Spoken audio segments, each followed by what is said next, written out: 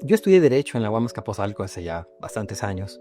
Y cuando estudio Derecho, al mismo tiempo tomaba clases de oyente de sociología, de filosofía en otros lugares. Y siempre tuve esa inquietud de estudiar algo que me ayudara a entender al derecho en sus expresiones más profundas. Sentí que la carrera de Derecho me dejó algo a deber. En ese sentido, empiezo a acercarme a la obra de ciertos filósofos latinoamericanos, europeos, y me di cuenta que había reflexiones que de cierta manera me atraían más que las reflexiones jurídicas. Y fue así como decidí estudiar una maestría en filosofía política y luego hacer mi doctorado en filosofía política, y pues terminé siendo un jurista extraviado en las aulas de filosofía, o más bien ahora soy un filósofo extraviado en el derecho.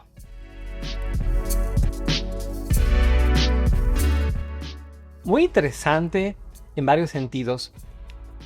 Cuando yo estudié Derecho, había escuchado de la obra de Enrique Dussel, pero justo una de las razones que me llevaron a estudiar filosofía en la UAM Iztapalapa, por la gran calidad de los profesores, era que entre ellos estaba Enrique Dussel. Y obviamente teníamos ese impulso por estudiar filosofía latinoamericana, por ver qué decían los teóricos latinoamericanos. Y en ese sentido, me dio mucho gusto conocer al profesor Enrique Dussel. Tomé sus 2 cursos, tomamos, no solo yo creo que todos los compañeros de esa época estábamos muy emocionados por conocerlo, e independientemente de que coincidiéramos o no con sus postulados, habían debates muy ricos y algo me dejó él. Cuando yo empiezo a escribir mis últimos libros, siempre pensar no solo el derecho, pienso a la filosofía política desde América Latina, y en ese sentido puedo decir que soy un deudor espiritual de Enrique Dussel, en el sentido de que intento pensar con los teóricos europeos también los problemas latinoamericanos, y también intento tener un pensamiento original, y en eso yo siempre lo he dicho, intento seguir espiritualmente a Dussel, en el sentido de que quiero hacer un pensamiento filosófico original, apoyado obviamente con las herramientas que me da la filosofía del derecho y también la sociología. Es una pregunta que nos lleva a las entrañas mismas de la filosofía. Hay muchas formas de entender a la filosofía. Hay muchas corrientes de pensamiento, muchos autores. Pero si hay algo que tiene la filosofía es la reflexividad. Yo creo que en el siglo XXI las reflexiones que hacemos sobre nuestra existencia, porque no todo se reduce a la filosofía política o del derecho, nuestra reflexión sobre nuestra existencia, sobre cómo comprendemos a los demás, sobre nuestra realidad, tiene que estar mediada por un conocimiento profundo, sin caer en la arrogancia del gran filósofo. Estamos en un mundo en el cual hoy más que nunca ciertas interrogantes se nos dan. Estamos, por decirlo así, en un mundo donde nunca antes habíamos tenido más acceso al conocimiento y nunca antes habíamos tenido tantos dogmatismos e identitarismos políticos. Nunca antes habíamos tenido esta océano de información y nunca antes habíamos estado encerrados en nuestras propias cajas de resonancia. Yo creo que nos falta reflexividad, y en ese sentido estudiar filosofía en el siglo XXI es un compromiso con ir más allá de lo que dice la zona de confort o la corrección política. La filosofía tiene que incomodar al mundo y también nos tiene que incomodar. Tiene que ser una reflexión que nos haga pensar nuestra propia existencia y la existencia de los demás. Hoy más que nunca, yo diría, lejos de caer en los influencers, lejos de caer en la filosofía de Instagram, yo creo que es necesario volver a este núcleo duro de la reflexión filosófica para pensar en transformar al mundo. Se vinculan de muchas maneras. Cuando yo estudio filosofía me doy cuenta de que la filosofía política tiene ciertas características estructurales que me permitieron pensar al derecho de maneras distintas. Es decir, en derecho a veces caemos como en ciertas escuelas de derecho, y la filosofía es mucho más amplia. La filosofía debate mucho más entre ciertas corrientes, la tradición analítica, la tradición continental. Y yo cuando llego a la filosofía pura, me doy cuenta cómo muchos de estos debates que tenemos en derecho, frente a estos debates que hay, por ejemplo, en filosofía política, filosofía moral, filosofía social, son debates que se ven de una perspectiva más rica, más amplia.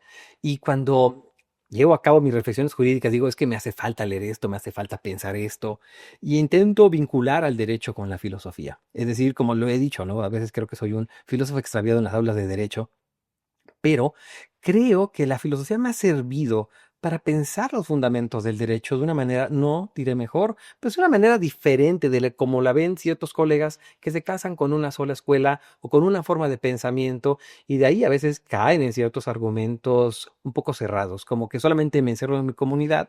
A mí siempre me ha gustado ver, por ejemplo, la tradición de la filosofía analítica, la teoría crítica, la tradición europea, también el pensamiento latinoamericano. A mí me gusta pensar la filosofía no una, desde un mapa geográfico, me gusta verla universalmente.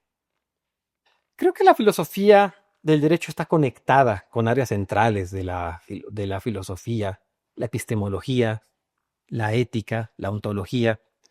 Pero creo que la filosofía es mucho más amplia, te permite reflexionar más allá. Por ejemplo, los filósofos del derecho a veces creo que se quedan solamente en normas, decisiones judiciales, se quedan solamente en hacer una crítica al derecho, muchas veces cargada de ciertos sesgos.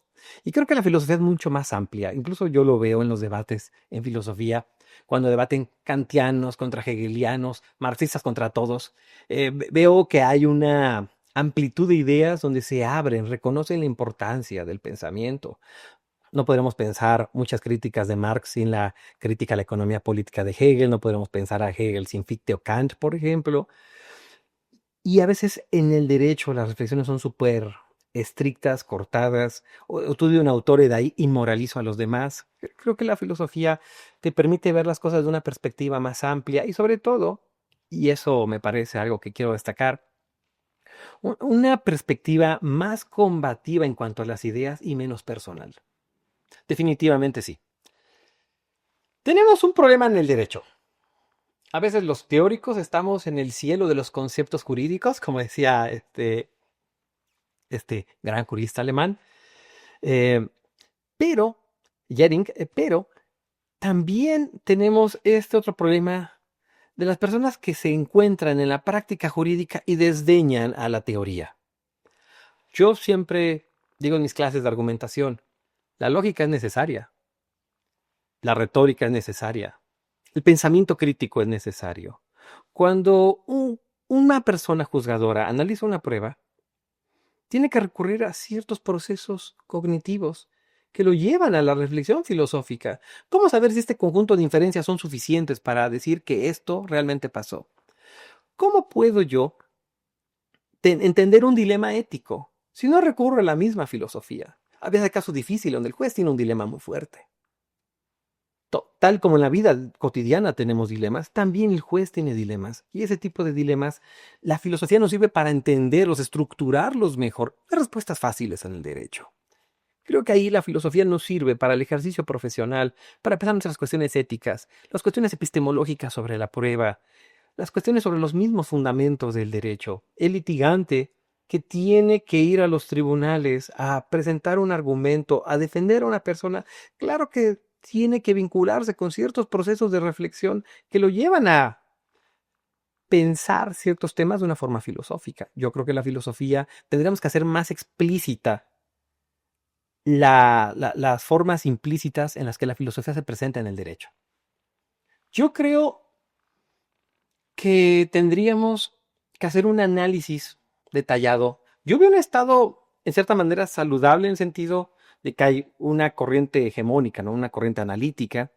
También hay una corriente normativa y también hay una corriente crítica que reacciona frente a las corrientes tradicionales.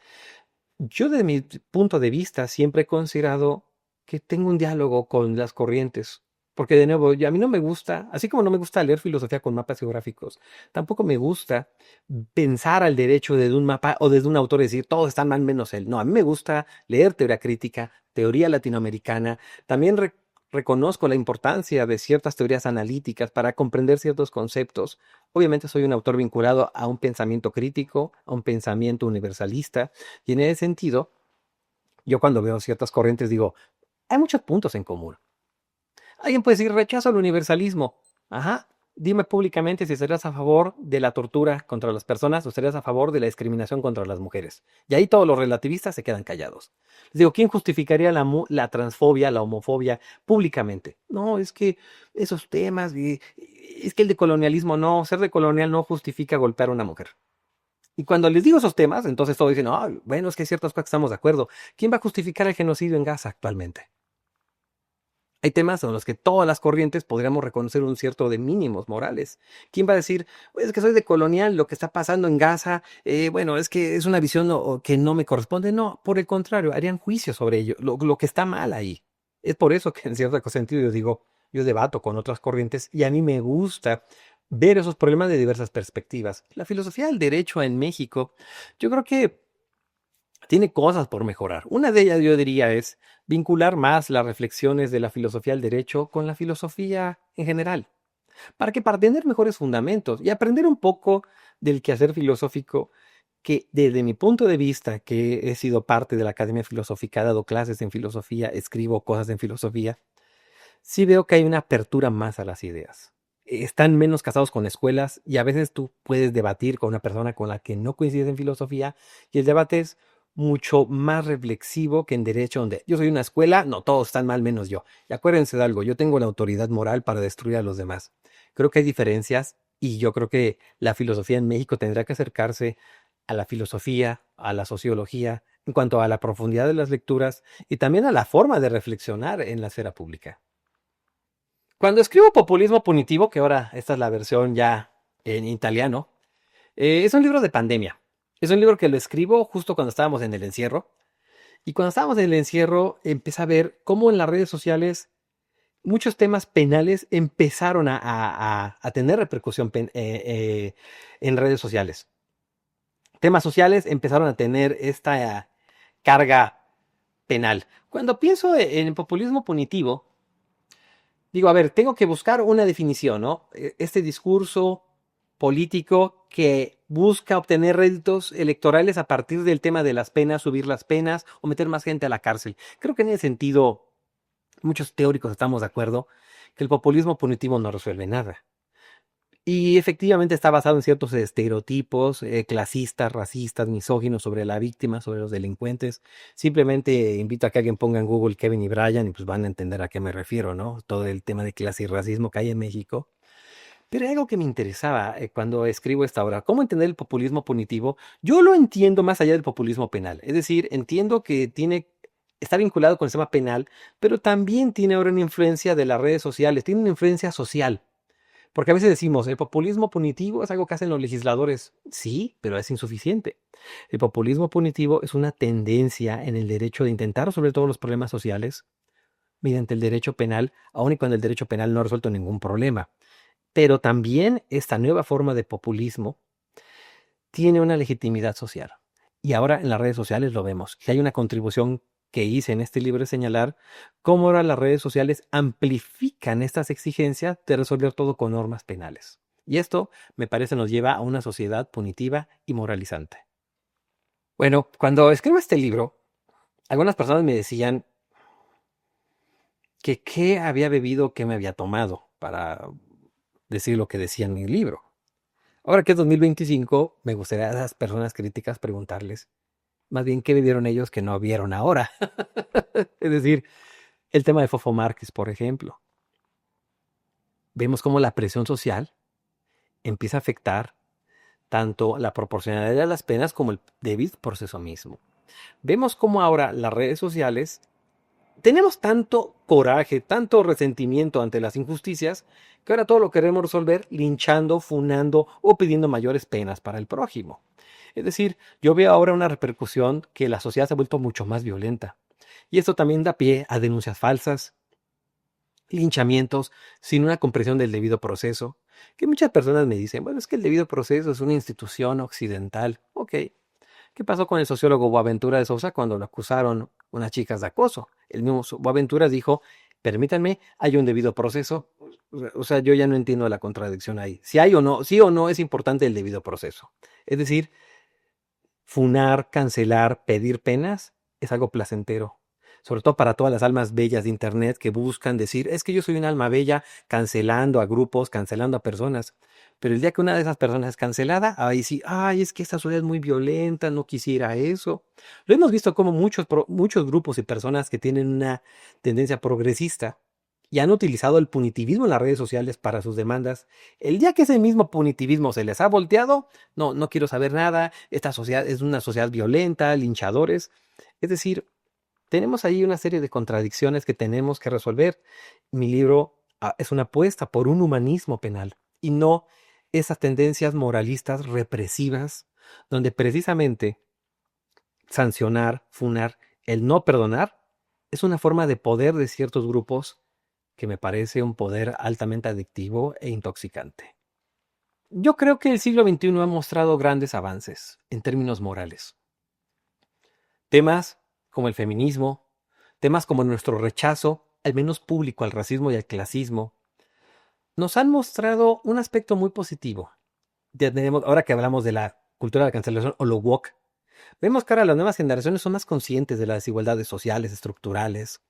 Vemos también este repudio, al menos en la esfera pública, a ciertas condiciones machistas, el Temach, por ejemplo, y otros engendros horribles. Pero también tenemos el riesgo de caer en un argumento moralizante donde a todas las personas, si no son parte de mi grupo, almas bellas, tengo que destruirlas en las redes sociales. Y esto genera ciertas tendencias autoritarias que no contribuyen en nada para pensar una mejor sociedad. Yo cuando pienso en los grandes avances morales que ha habido, digo, creo que hemos hecho buenos avances y no podemos precisamente irnos al extremo de caer en tendencias autoritarias, porque luego el péndulo se puede volver a revertir. Yo creo que vamos por un mal camino. Vamos por un mal camino porque todos los políticos de izquierda a derecha se han dado cuenta de la influencia de las redes sociales, se han dado cuenta de cómo es el uso desmedido de las emociones y no la racionalidad y las instituciones las que están dominando. Muchas de estas emociones son emociones punitivas, son emociones que nos llevan a justificar cuestiones injustificables desde un punto de vista jurídico, moral, social. Social no, perdón, moral y jurídico. ¿Qué es lo que ven los políticos? Los políticos ven las redes sociales. Ven que precisamente las personas lo que quieren es sangre, quieren condenas. Eso lo están viendo y lo están usando para decir, ven, la sociedad está insegura, tenemos que tener un discurso securitario, tenemos que tener un discurso de mano dura, y esa mano dura hacia quién va históricamente, hacia los pobres. De nuevo es usar el mismo discurso social para castigar y con mayor fuerza a los pobres, independientemente del estado que tengamos. En general hay una mano invisible para los mercados y un puño de hierro para los pobres, como dice Bacá. Yo lo que estoy viendo con las redes sociales es, y el punitivismo actualmente en América Latina es, que no estamos atacando el problema de fondo que hay sobre la extrema desigualdad económica que hay. Lo que hacemos es intentar decir el derecho penal va a llegar a resolver las cuestiones. Es curioso cómo todos los grupos progresistas terminan cayendo en las trampas del punitivismo. El feminismo punitivista cae. Ciertos grupos por derechos de los animales caen. Ciertos grupos que quieren reivindicar ciertas causas sociales también están cayendo en el punitivismo. El punitivismo es atractivo porque te da esa sensación de seguridad castigando al prójimo y también de retribución moral. Yo digo, esto no es la respuesta adecuada. Hay problemas enormes de desigualdad social en América Latina que tenemos que atacar de fondo. Meter pobres a la cárcel, sancionar a las personas, lincharlas, no creo que sea la solución, pero creo que en América Latina esta tendencia va en aumento. Me sirve para que el libro se siga vendiendo más, pero no creo que yo prefiera vender libros a ver una sociedad más justa e igualitaria. Creo que en ese sentido estamos fallando en las políticas públicas de combate al crimen. Lo podemos ver cada tercer día, vemos una noticia mala, siempre sale un lord, siempre sale una lady, todos queremos muerte, tanto muerte de las redes sociales como hasta muerte física para esa persona, amenazarla, hacerle lo peor. Y me pregunto si esto no está sacando lo peor de nosotros. Creo que en este momento tengo la claridad para decirlo, que los seres humanos no estábamos preparados para las redes sociales. No estábamos preparados para mostrar nuestras emociones públicamente, ver cómo los demás se volvían nuestros propios panópticos morales. Y eso nos ha llevado a que una forma de mostrar nuestra bella alma en Internet sea castigando, sancionando, destruyendo al prójimo. Creo que no vamos por buen camino y la política criminal que se basa en ese tipo de pulsiones va a llevar a autoritarismos. Una pregunta muy difícil. Todavía en las noches, como soy profesor de tiempo completo, tengo cierta estabilidad, tengo mucho tiempo de ocio. Estoy pensando, ¿no? ¿Cómo revertir esta lógica? Es muy complicado. No tenemos la madurez suficiente todavía para decir, vamos a pensar más lento las cosas. Vi este video, ya me enojé, permíteme, antes de reaccionar, debo pensar bien cuáles son las alternativas. ¿Realmente la persona cometió esto? Las redes sociales nos crean adicción y tenemos una adicción a las malas noticias. Mientras más mala sea la noticia, peor. Peor para la situación, pero mejor para mi cerebro. Mi cerebro se vuelve adicto a las malas noticias. Y esas malas noticias lo que me hacen es cárcel, sanciones, destruyanlos, mátenlos. Tenemos que reflexionar desde la filosofía. Si esta cultura de la cancelación o este punitivismo en el derecho nos sirven para algo o qué han servido. Esa es una cuestión. Y la otra es, desde el derecho podemos hacer mucho. Podemos hacer mucho si podemos ser capaces de hablarle a la sociedad y decirles por qué estas tendencias no son la solución. Tenemos que hablar con un lenguaje accesible para la sociedad. Ser autocríticos también con nosotros mismos y decir qué hemos hecho en el derecho, que la gente se ha alejado del derecho. ¿Por qué la gente no confía en los jueces, en las y los abogados? ¿Por qué la gente no confía en el sistema de justicia? Creo que es una labor pendiente del nuevo gobierno, hacer que el derecho sea para la sociedad, más allá de ciertos ceremoniales, que esos ceremoniales estén vinculados con una praxis para la sociedad. Solamente así podemos hacerle ver a la sociedad que tenemos que revertir ese círculo vicioso de malas noticias, mayores penas, más malas noticias de nuevo, exigir mayores penas y justificar un autoritarismo. Mostrar la personalidad autoritaria que casi todos podemos tener en ciertos contextos. Y es un espectáculo de la crueldad. Tenemos que revertir esta lógica y creo que del derecho se puede hacer algo. No diría se puede hacer mucho, se puede hacer algo. Creo que de nuestra trinchera en el derecho podemos hacer un cambio, hacerle ver a las personas que tenemos que apostar por un humanismo en todos los sentidos, acompañado de políticas públicas, de combatir la desigualdad social, combatir la violencia contra las mujeres, combatir el clasirracismo que está encarnado en todos y cada una de las y los mexicanos.